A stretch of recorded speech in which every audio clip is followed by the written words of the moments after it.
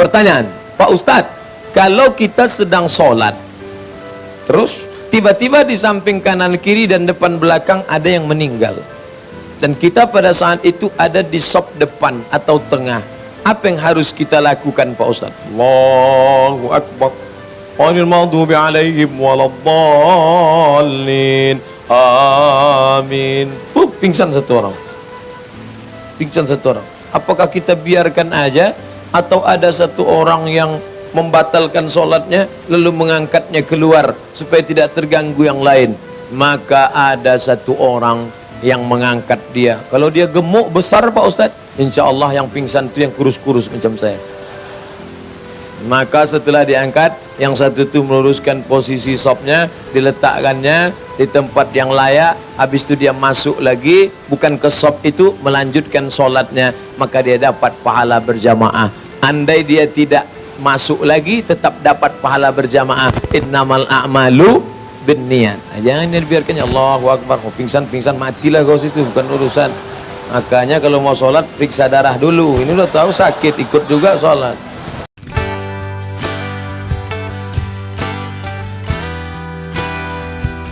Pertanyaan, Pak Ustadz, kalau kita sedang sholat, terus tiba-tiba di samping kanan kiri dan depan belakang ada yang meninggal, dan kita pada saat itu ada di sop depan atau tengah, apa yang harus kita lakukan Pak Ustadz? Allahu Akbar.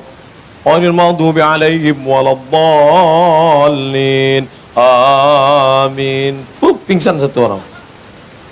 Pingsan satu orang. Apakah kita biarkan aja, atau ada satu orang yang membatalkan sholatnya lalu mengangkatnya keluar supaya tidak terganggu yang lain? Maka ada satu orang yang mengangkat dia. Kalau dia gemuk besar Pak Ustadz, insya Allah yang pingsan itu yang kurus-kurus macam saya. Maka setelah diangkat, yang satu itu meluruskan posisi sopnya, diletakkannya di tempat yang layak. Habis itu dia masuk lagi, bukan ke sop itu, melanjutkan sholatnya. Maka dia dapat pahala berjamaah. Andai dia tidak masuk lagi, tetap dapat pahala berjamaah. Innamal a'malu binniyat. Jangan dibiarkannya. Allahu Akbar. Pingsan matilah kau situ, bukan urusan. Makanya kalau mau sholat, periksa darah dulu. Ini udah tahu sakit, ikut juga sholat.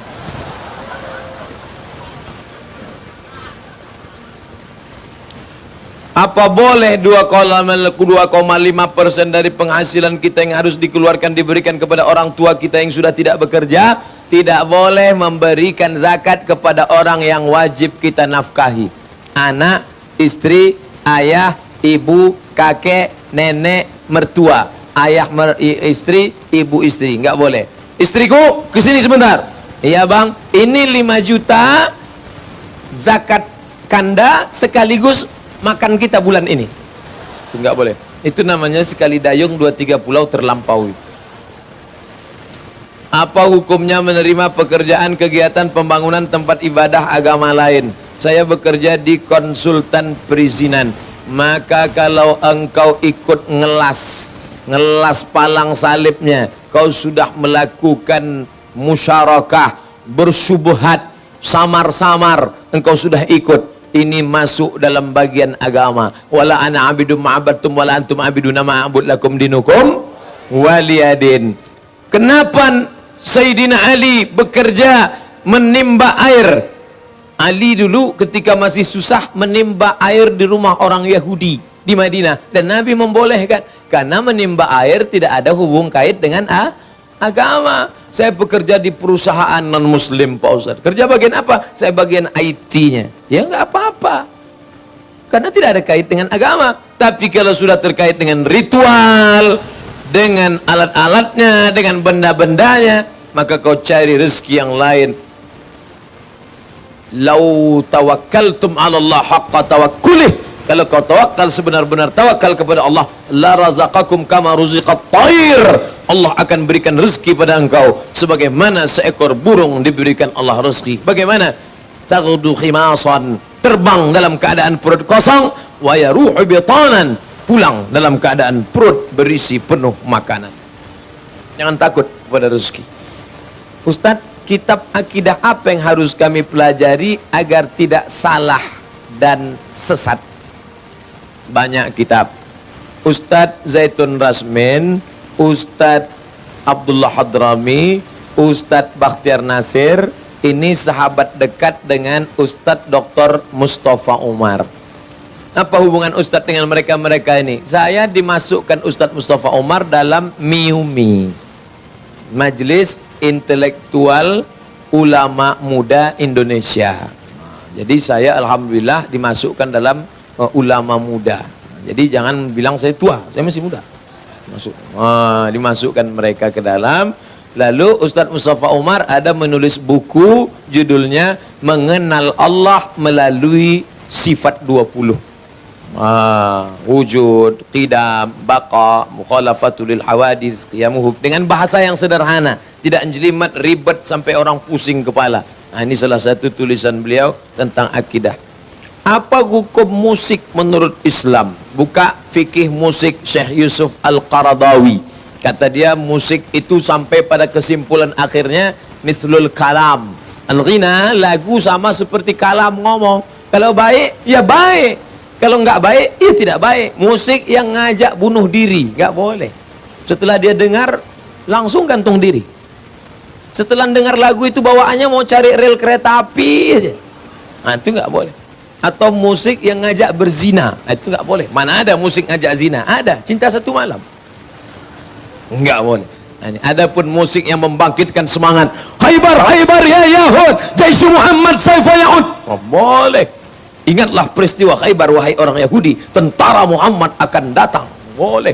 Tapi karena ungkapannya tentara Muhammad akan datang, tentara Muhammad akan datang. Mana kok nggak datang-datang? Maka mereka robah syairnya. Khaybar, Khaybar ya Yahud, Jaish Muhammad qad ata. Khaybar, wahai orang Yahudi, ingat peristiwa Khaybar, tentara Muhammad sudah datang. Mana tentara Muhammad? Inilah dia semua. Allahu Akbar. Masya Allah. Latihanlah. Jangan udah ngaku tentara, mana nggak pandai. Naik kuda nggak bisa, berenang hanyut. Latihan. Latihan memanah, latihan berkuda, latihan berenang. Apalagi nanti setelah tempat kita EKL Islamic Center akan dipindahkan ke pulau yang katanya luas tadi. Jembatan belum ada, kita harus berenang semua ke sana.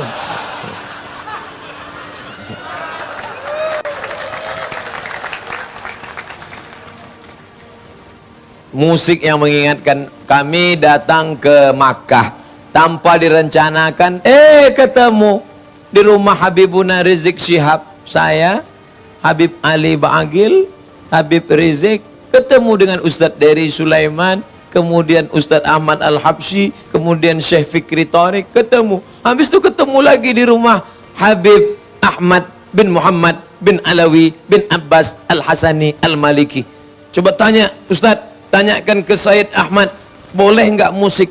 Karena Ustadz Dery Sulaiman masih main musik. Tanya Said Ahmad, nah, ada sahibuna yani yataghanna bil musiqa, musiqa Islami. Boleh enggak? Kata dia boleh. Disuruh nyanyikan, Ustadz Dery Sulaiman suruh nyanyi. Coba nyanyikan satu lagu. Orang kaya mati, orang miskin mati, raja mati, mati. Kata Ustadz, kata Habib Said Ahmad, ini kok mati-mati mulu katanya. Bangkitkan semangat umat Islam katanya. Akhirnya Ustadz Dery menyanyikan lagu salawat. Masya Allah, baik. Apa salahnya? Ustadz, kita ingin ibadah, menikah, namun orang tua melarang. Berarti orang tua melarang ibadah. Papa, mama, ini adalah ibadah. Kenapa kau larang aku ibadah? Aku ibadah yang ini aja aku larang. Yang kusuruh kau pun nggak pernah juga melakukan, kata dia. Salat subuh aja jam 8. Pas giliran nikah ibadah ini. Dengan alasan harus punya pekerjaan karena baru lulus kuliah. Bagaimana kita menyikapinya? Saya pergi ke Mesir. Ini jangan cerita tamat kuliah. Adik-adik masih mahasiswa mahasiswi. Ustadz Somad, kami ini masih kuliah, boleh nggak kami nikah? Saya bilang kalau kalian nikah cukup nggak belanja? Nggak cukup Pak Ustadz. Ente dapat kiriman dari orang tua? Iya. Ente dapat kiriman orang tua? Iya. Dapat beasiswa juga? Iya. Kalau digabungin cukup nggak? Cukup. Ya nikah lah. Ustadz dulu kenapa nggak nikah? Persaingan ketat. Sekarang mahasiswa sudah banyak. Zaman kami dulu mahasiswa Indonesia tahun 1998 sampai 2002 itu jumlah mahasiswa Indonesia 2.400 orang dan yang laki-laki 2.100, perempuan cuma 300. Saya termasuk yang tereliminasi. Tapi saya yakin sekarang mereka pada menyesal. Bercanda, tolong jangan dipotong masuk ke YouTube, nanti komennya macam-macam.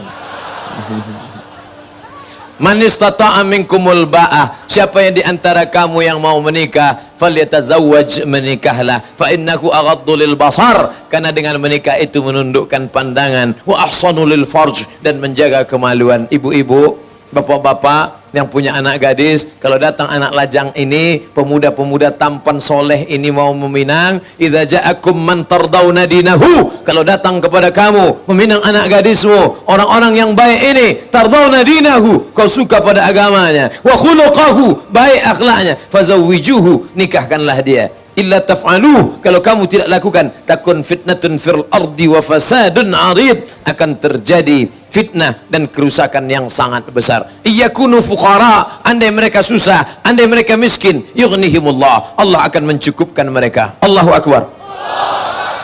Andai saya punya anak perempuan, tiba-tiba datanglah seorang laki-laki yang tampan, orangnya baik, kata-katanya lembut, walaupun dia tidak begitu kaya, Ustaz, izinkan aku meminang anakmu, maka saya akan nikahkan dia. Saya tidak akan sia-siakan, karena orang baik hanya datang sekali. Setelah itu mungkin datang yang lebih baik. Masya Allah, Ustadz begitu lembut hatimu. Jadi anak Ustadz perempuan berapa orang? 1 orang, laki-laki. Anak saya laki-laki 1 orang. Bagaimana hukum kredit pinjaman bank? Mohon penjelasannya Pak Ustadz. Nggak ada tawar-menawar. Saya yakin jamaah sudah bolak-balik tahu jawaban saya, tapi dia terus mendesak supaya saya katakan halal. Tidak, sampai sekarang tidak. Selama masih ada bunga, tidak. Maka segeralah ke bank syariah. Ustadz sendiri di mana? Bank Syariah Mandiri. Uang Ustadz ditransfer gaji ke mana? BRI Syariah. Tapi saya tidak menafikan bank syariah yang lain. Silakan. Akadnya mudharabah bagi hasil, murabahah permodalan syariah, silakan. Adapun bank konvensional maka riba, na'udzubillah. Ustaz Abdul Somad yang dirahmati Allah, amin ya rabbal alamin. Bagaimana peran kami sebagai anak muda dalam memperjuangkan dan mempertahankan agama kami dan ulama kami yang kerap dikriminalisasi. Allahu Akbar. Anak-anak muda di kota besar, metropolitan, banyak godaan, tapi mau ngaji. Inilah yang akan menjadi pemimpin-pemimpin masa depan. Alaikum bil jamaah. Segeralah buat komunitas. Komunitas apa namanya? Komunitas jombloan sejati. Komunitas apa namanya? Komunitas geng motor syariah. Komunitas apa namanya? Komunitas pejuang subuh. Alhamdulillah. Tapi zuhur nggak pernah datang. Jangan sampai datang terus.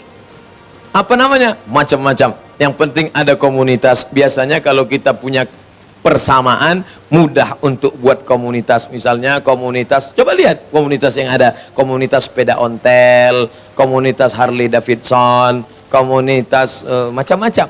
Maka kalau kalian punya persamaan-persamaan, maka mudah kalian untuk menyatukan. Komunitas anak mantan pecandu ngelem. Ceritalah ketika ngumpul, gimana perasaan ente waktu lem kambing apa lem ini? Macam kebersamaan. Terus pupuk kebersamaan, ngaji. Apalagi di Jakarta ada majelis habaib, datang. Ada majelis wahdah Islamiyah, hadir. Ada majelis fulan, hadir. Ada kajian di EKL Islamic Center, datang. Jangan sampai kosong. Datang, duduk, diam, dengar. Ngantuk-ngantuk dikit, diampunkan Allah SWT. Saya sudah ceramah 90 menit. Sudah 90 menit. Tidak ada yang ngantuk, semuanya. Saya yakin yang duduk di pagar udah pada jatuh kalau dia ngantuk. Insya Allah. Maka kalian perjuangkan. Andai kalian tidak, pesan dari Ustadz kita, tadi ketemu beliau, Ustadz Abdul Somad, dimanapun kau ceramah, sampaikan kepada umat, mulailah kawal ulama-ulama kita, jangan biarkan mereka sendirian sholat subuh, nanti mereka akan disiram dengan air keras, mereka akan terkena macam-macam, dan ketika tertangkap ternyata yang melakukannya orang gila, sehingga dia bebas. Selamatkan kalian anak-anak muda, mulailah, jangan lagi main game online saja. Mulailah memang betul-betul berolahraga, latihan kalian silat, karate, taekwondo, judo, yang agak besar sumo. Selamatkan ustadz-ustadz ini, insya Allah. Makanya tidak ada lagi yang berani mengejek-ejek Ustadz Abdul Somad. Ustadz Somad, Ustadz mau nggak nemuin orang yang kemarin ngejek-ngejek Ustadz, sekarang dia sudah nggak berani lagi tinggal karena bla bla bla bla bla bla. Kenapa? Karena jamaah dari Jakarta datang. Masya Allah, luar biasa. Saya tidak mengajarkan hantam, bantai, potong kepalanya, goreng dia, jangan. Tidak boleh, kita maafkan. Tapi orang yang mau macam-macam, maka tidak akan berani. Kenapa? Turhibuna bihi aduwallahi wa aduwakum. Kamu siapkan ribatul khail, tali-tali kekang kuda yang perkasa. Kalau kalian naik kuda perkasa, seperti perkasanya Pangeran Diponegoro, seperti perkasanya Tengku Umar, maka insya Allah tak akan ada yang berani mengusik para ulama, ustadz-ustadz kita, insya Allah. Allahu Akbar. Anak-anak muda, coba kalau di majelis pengajian orang-orang tua, saya pun ngeri mau ceramah. Mau kemana? Ini Ustaz, apa judul pengajiannya? Tips-tips menghadapi sakaratul maut. Bolehkah wudhu dengan air mineral ketika berada di gunung namun sulit air? Air mineral itu air suci, mensucikan. Ada namanya air suci, tahir, ghairu mutahhir, tapi tidak mensucikan. Contohnya air tebu, air kelapa, teh bersoda, itu tidak bisa mensucikan. Tapi air mineral, maka dia air suci, mensucikan. Tapi dia dalam botol Pak Ustadz, botol tidak merubah dia menjadi tidak mensucikan. Nanti kalau kaleng gimana? Tapi ada rasa, bau, nah ini tidak roh, rasa, warna, bau tak berubah, maka boleh, karena dia air tahir mutahhir, air mutlak.